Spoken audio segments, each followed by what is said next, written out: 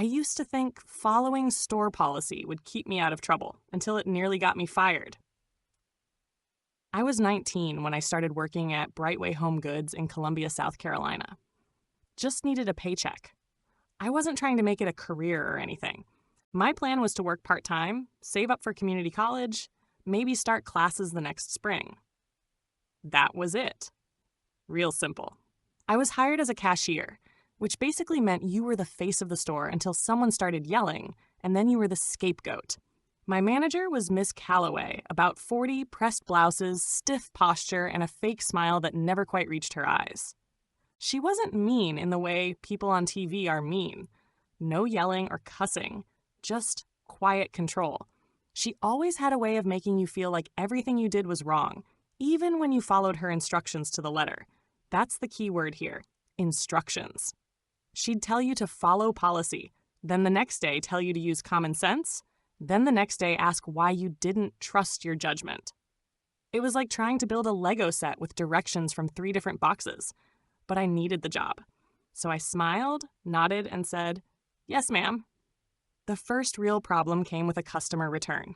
I was working the returns desk one Saturday morning when this lady, probably mid-50s, came in holding a Brightway bag, and that particular energy that made your stomach clench up.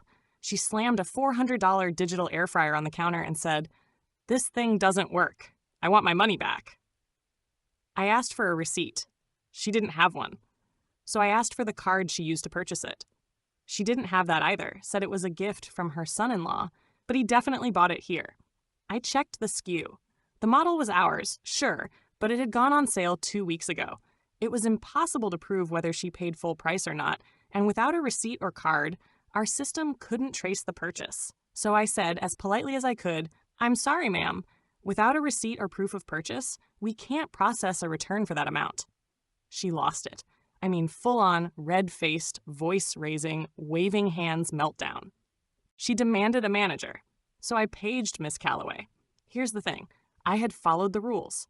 Exactly how they trained us. Exactly how Calloway had instructed us during orientation. No receipt, no return over $50. That's the rule. Calloway walks up, gives the customer her best politician smile, and listens to her complain. Then, right in front of me, she says, "We can make an exception just this once," and refunds the full $400. Then she turns to me and says, with a laugh, "Use your judgment next time." I didn't say anything. I couldn't. My ears were burning. After the lady left, Calloway pulled me aside and said, "Jalen, you need to learn how to read situations. Policies are there to guide you, but we don't need to follow them like robots." "Even when they yell at us?" She smiled. "That's just part of retail, honey." I went home that night feeling like I failed, even though I'd done everything right. And that's when I decided, if she wants me to follow policy, fine, I'll follow every single one to the letter, and she better be ready for what that really looks like. The next few days, I stuck to my decision. If someone came in with a return, I followed every part of the policy. ID check, receipt check, card match, original packaging. No receipt, store credit at the lowest sale price, period. No price tag, no return. Expired coupons, not accepted.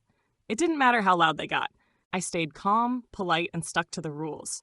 At first, it was kind of empowering, like I had armor. Every time a customer demanded to speak to Calloway, I smiled and paged her over. And every time, she had to undo what I did. Bend the rules, offer discounts, comp gift cards, whatever. But she couldn't really say anything to me, because I wasn't wrong. She told me to follow the policy, and I was doing exactly that. A week into this, I got a write-up. Failure to demonstrate team-based flexibility, it said. I refused to sign it. Instead, I wrote a note on the bottom. Policy followed as instructed. Manager gave no verbal warnings prior. She didn't like that. That night, I went home and printed out the full 46-page Brightway policy handbook and highlighted every section I'd been following. I kept it in my locker. Then, a surprise announcement. District manager visit next Thursday. Calloway panicked. Everyone started scrubbing shelves and following dress code like their life depended on it. That Thursday, Miss Hall, the district manager, walked in quiet, calm, and observant. She lingered by my register, watching me handle a tough return. I stayed polite. I followed policy. She nodded with approval. Later, she asked me directly, "Do you follow policy every time?" "Yes, ma'am," I said. She nodded again and said, "Good." Calloway froze behind her. That's when I knew. Something was shifting. And this time, I wasn't the one under the microscope. People started treating me differently after the district visit. Not in a loud way, just little things. Miss Calloway avoided eye contact. Lana gave me a small nod whenever I passed her in the aisle, like she was silently rooting for me. Even Derek, the stockroom guy who usually kept to himself, slapped a hand on my shoulder one day and said, "Keep your head up, kid. Some of us notice." I didn't know what Miss Hall told Calloway after that visit, but I could tell it wasn't all praise. A week passed, then 2. No write-ups, no warnings, but also no smiles. Calloway wouldn't speak to me unless she had to. Every shift felt like walking a tightrope over a pit of broken glass. So I kept doing what I'd been doing, following policy to the letter. That's when the customers really started complaining. It was like people could sense the tension behind the counter, and some of them leaned into it. A woman demanded a price match using a blurry screenshot from a sketchy website. I told her we only price match verified competitors with printed ads or official links. She huffed and said I was being difficult on purpose. Maybe I was. I don't know. But I was also right. Another guy tried to return a used blender without a box. It still had smoothie gunk in the blades. I politely declined. He asked for a manager. Calloway came out, but this time, maybe because she knew I wasn't wrong, she backed me up. Barely. After he left, she said, "You could have been a little more understanding." I followed policy. She didn't respond. Just walked off like she regretted opening her mouth. The next Monday, I got called into the back room again. This time, there were 2 chairs. And Calloway wasn't alone. She brought Mr. Kavanaugh, the new regional training lead. He looked like someone who just stepped out of a corporate handbook. Buttoned-up shirt, square jaw, and a tablet in his hand like a shield. "We've been reviewing customer feedback," he said. "Your name's come up multiple times." I stayed quiet. Some people feel you're not demonstrating flexibility," he added, "that you're using policy to avoid customer engagement." I almost laughed, but I didn't. Instead, I said, "I'm following Brightway's published policy. I have a printed copy in my locker if you'd like to see the highlights." Kavanaugh blinked. "That won't be necessary." Calloway looked like she swallowed a lemon. That night, Lana found me in the break room and said, "Why are they pushing so hard? You're not doing anything wrong." "Because I'm not letting them be messy without consequences," I said. "And that makes me a problem." She didn't argue, just sat with me for a while. Then came the breaking point. A regular, Mr. Thomas, came in waving a 30% off coupon that expired 2 weeks ago. Said he forgot to use it during his last visit and wanted it applied to a $300 patio set. I told him politely, "I'm sorry, but the coupon's expired. We can't override the date." He scowled. They always let me do it before. "Store policy says expired promotions can't be honored," I said calmly. "You calling me a liar?" "No, sir. I'm saying I can't break policy," he demanded Calloway. She came out smiling like it was a family reunion. "Oh, Mr. Thomas, of course we can fix that," she said sweetly, and overrode the discount right in front of me. After he left, she turned to me and hissed, "You're making me look bad in front of loyal customers. You told me to follow the rules." "Stop being smart," she snapped, and walked off. I went back to the break room, pulled out my policy binder, and stared at it. This wasn't about policies anymore. It was about power. And if they wanted to keep testing me, I'd stop defending myself. I'd let the policies do it for me. I decided to stop shielding them from themselves. If a customer tried to bend the rules, I made them wait while I triple-checked policy.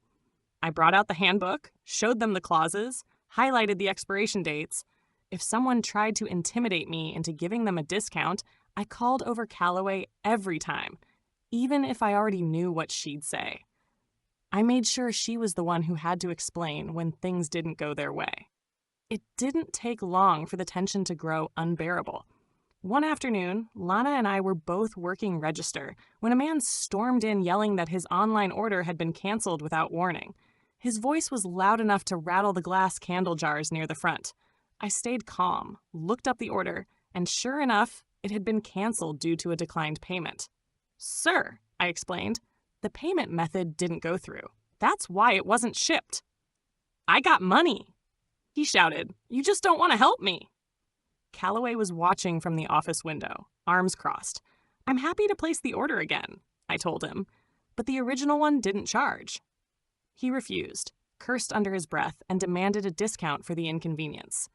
I gave him a smile that wasn't a smile. "I can't authorize a discount for a canceled transaction, sir." He stormed out, mumbling threats. Qley didn't say a word about it, but I noticed she marked something down in her little black notebook.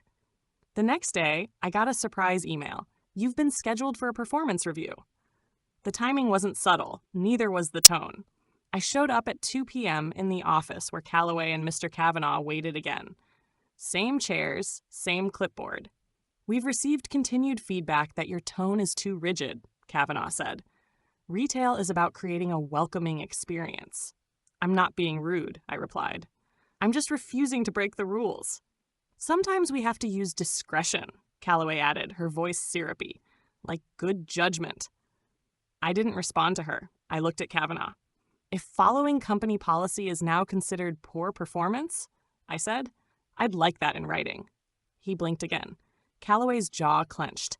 I walked out of that room knowing I'd crossed a line. Not the bad kind, the kind where they knew I wasn't afraid of them anymore. 2 days later, an HR rep visited the store unexpectedly. Not for me, for everyone. I didn't hear everything, but I saw Miss Hall walking the aisles again, asking Lana questions, talking to Derek in the back, reviewing video footage in the office. By the end of the week, we were told Qley was being temporarily reassigned. They didn't use the word suspended, but nobody had to. When Lana and I passed each other at closing that night, she gave me a little grin and said, "Still got your policy book?" "Yep," I said, patting my locker. "Want to borrow it?" She laughed. "Nah, I think they finally started reading it themselves." As I clocked out that night, I felt something I hadn't in months. Peace. Not triumph, not revenge, just a quiet sense that maybe doing the right thing, even when it's inconvenient, still matters. I wasn't looking to be a hero. I just stopped covering for people who got too comfortable ignoring the rules. And in the end, the policies did exactly what they were meant to do: protect the ones who actually followed them. After Qley got temporarily reassigned, the store felt lighter. No one said anything outright, but there was less tension in the air. People started smiling again. Even customers seemed more relaxed. And for the first time in weeks, I didn't dread clocking in. Her replacement was an interim manager named Mr. Tyson Green, a tall guy with salt and pepper hair and a deep voice that sounded like it belonged on late-night radio. First thing he did was sit everyone down for a team meeting. No fake smiles, no guilt trips. Just, I want this store to be efficient, respectful, and not miserable.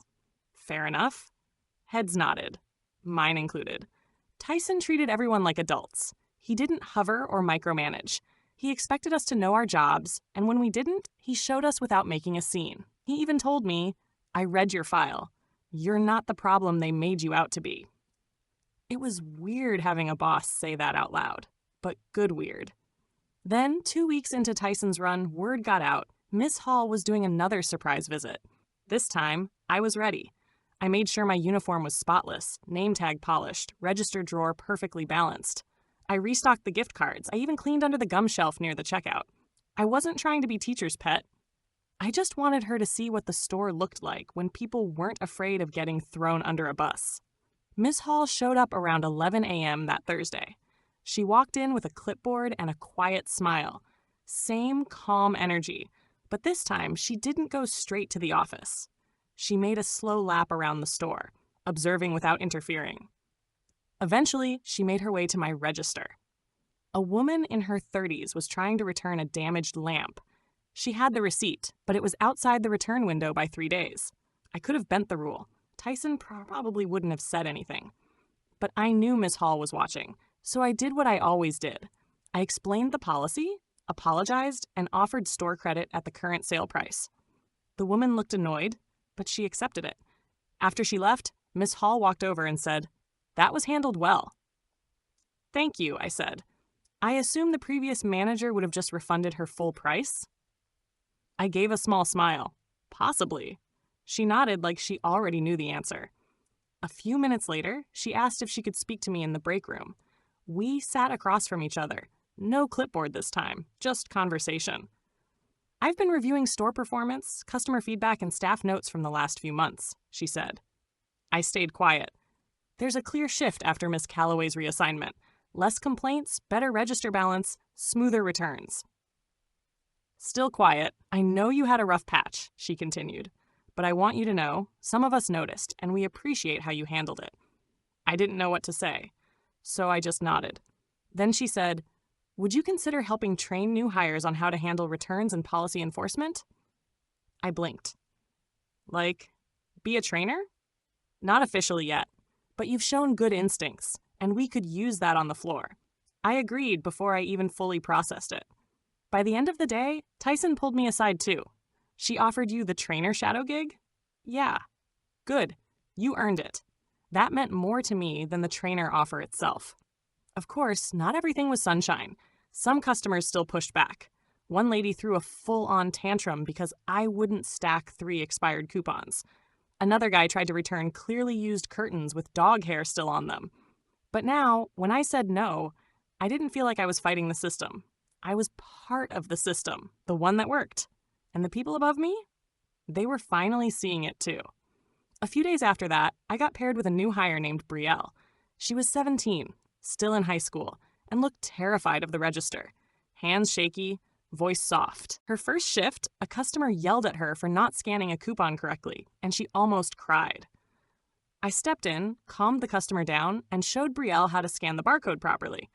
Later, in the break room, she whispered, "Am I going to get fired for that?" I shook my head. Nah, everybody messes up. You just learn from it. She let out a shaky breath and nodded. And for the first time, I saw myself. Back when I started. Trying to do everything right, walking on eggshells around a boss who only saw mistakes. That's when I realized what this whole mess had really taught me. It wasn't about compliance or rebellion. It was about protecting people who didn't know they were allowed to speak up yet. The next weekend, Mr. Tyson asked if I could cover a closing shift. I agreed. It was slow. Not many customers, mostly restocking. Around 8:45 p.m., a man rushed in holding 2 broken chair legs and shouting about how cheap this store's furniture is. He didn't have a receipt. He didn't even have the whole chair. I explained, calmly, that we couldn't process an exchange without proof of purchase or the full item. He called me a punk and asked for a manager. Tyson came up front, stood beside me, and said, "Jalen already told you the policy, sir. He's correct." The man stared at both of us, then left in a huff. When the doors finally closed at 9, Tyson patted the counter and said, "You handled that better than I would have." I laughed. "I've had practice," he nodded. "Yeah, I can tell." On Sunday, I came in for my usual shift and something strange happened. One of the older employees, a quiet lady from seasonal named Miss Donna, stopped by my register and said, "You've really changed the tone in this place." I blinked. "Me? You," she said, smiling. "People stand up straighter when you're around. Customers argue less. You don't even raise your voice, but people listen." That hit me harder than I expected. I used to feel invisible here. Now people noticed me for something good. By the end of that week, Miss Hall sent a follow-up email to the team. It said, "Thanks for keeping Brightway's standards high. Special thanks to Jalen Rivers for showing consistent professionalism and leading by example." I didn't forward it to anyone, but I read it 3 times, not because I needed praise, but because for once, someone above me told the truth out loud. That night, as I clocked out, I looked around the store. It wasn't perfect. Retail never is, but it felt honest now. Fair. Like maybe we were building something better, not because someone told us to, but because we stopped pretending broken systems were normal. And for the first time since I'd started, I left without carrying any weight on my shoulders. I thought things would stay good after Miss Hall's email. For a while, they did. Training new hires, working solid shifts, and keeping the peace felt stable. Tyson ran the store with respect, and even the regulars who used to test me started easing off. But just when I got comfortable, things shifted again. Calloway came back. I walked into the store one Tuesday and saw her at the customer service desk, going through paperwork like she never left. My stomach sank. Tyson saw me clock in and came over. "Yeah," he said, answering my unspoken question. "She's not your manager anymore. They moved her to operations. She's not supposed to interact with front end unless it's inventory or scheduling. I nodded slowly. Okay, but deep down, I knew better. That same week, small things started happening. I'd get sent home early due to low hours, even when the store was clearly short-staffed. Brielle told me Calloway had asked her to double-check Jalen's drawer accuracy. Tyson reassured me he wasn't behind it, but even he looked frustrated. Then one night, I saw her talking to a regional lead in the office, pointing at something on a computer screen, arms crossed. I wasn't paranoid. I knew the signs. She was trying to build a case. It all came to a head one Friday. Right before closing, a customer came in with 2 carts full of clearance items. Most had missing tags or stickers half peeled. I spent 20 minutes checking each SKU. She started getting impatient, then loud. "Why are you being so difficult?" she snapped. "The girl who used to work here just scanned whatever price I said." I kept my tone even. "Our policy requires us to verify pricing on clearance items." She demanded a manager. Guess who showed up? Calloway. She listened to the lady's complaints, nodded along, and then, right in front of me, voided my whole transaction and started ringing it up herself, manually keying in lower prices. I stood there stunned. Not because she overrode me, but because she turned to the customer and said, "Sorry about that. He's been struggling with customer service lately." That cut deep. The next day, I filed an HR report, not out of anger, but because I'd been documenting every interaction, every override, every schedule change for weeks. I attached copies of my timesheets, quotes from coworkers, screenshots of my drawer balances, and even a copy of our policy handbook with highlights. I hit submit and didn't say a word to anyone. 3 days later, HR called. Not for me. They came to the store, in person. Miss Hall was with them. They pulled Tyson aside. Then Brielle. Then Donna. Then me. I sat down with the rep, a guy named Miles, who spoke like he was reading off legal paper. But when I told him everything and showed him the documentation, he paused. He looked genuinely surprised. "You kept all this?" "Yes," he nodded. "You did everything right." Later that afternoon, Calloway was asked to leave early. She walked out without a word. No goodbye. No fake smile. By the end of the week, an email came through. "Effective immediately, Miss Calloway will no longer be employed at Brightway." No one clapped. But everyone looked relieved. A few days later, Tyson approached me during lunch. "You know," he said, "some people just get mad and quit. You didn't." I shrugged. "Quitting would have let her win." He smiled. "You're wasted at the register. I put your name in for assistant floor lead." I nearly dropped my sandwich. That promotion came through 2 weeks later. Same store, better title, more hours, and a raise that actually helped me start saving for school again. I trained Brielle to take over the register and kept my binder in the office, not because I needed it anymore, but because it was a reminder that when the rules are used right, they protect the people who follow them. On my first shift as assistant floor lead, I wore a fresh name tag. It felt heavier than the old one, not literally, but in a good way, like I had earned the weight of it. Tyson gave me a key to the locked drawers and told me, "It's yours now. Just don't let it change you." I laughed. "I'm still me." "You'd better be," he said. That day, I helped Brielle through a rough return. A customer tried to return a broken coffee table they'd obviously assembled wrong. Brielle froze, unsure what to say. So I stepped in, showed her how to walk the customer through the process with calm authority, and reminded her quietly, "Just stick to policy. I've got your back." She looked up at me like I was invincible. I wasn't, but I had survived something she didn't even know existed. Miss Donna brought in donuts the next morning and left one on my register with a sticky note. "Congrats. You earned this." Even Derek from the stockroom gave me a nod and a rare thumbs up. It hit me again, how different this place felt without fear hanging in the air. A few weeks later, Miss Hall came back for another scheduled check-in. No clipboard this time, just casual questions and small talk. When she found me near the back aisle organizing outdoor lighting, she asked, "You settling into your new role?" "Trying to," I said, smiling. "You've helped this store more than you know," she said. "It takes guts to challenge a manager, even more to do it by following every rule. I just didn't want anyone else to go through what I did." Miss Hall looked thoughtful. "You ever think about going into corporate training someday?" I blinked. "Like, for Brightway?" Maybe? She said with a shrug. They need people who understand what policy actually looks like on the floor. That night, I went home and looked up community college business classes again. For the first time in months, I didn't feel like it was a dream too far away. I had some savings now, a better title, a record of standing my ground, and something to build on. I told my mom over dinner, and she smiled, proud in that quiet way she always was.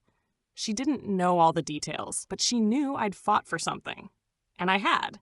Not for power, not even for a raise, but for fairness, for a workplace that didn't punish people for doing the right thing, even when it wasn't easy.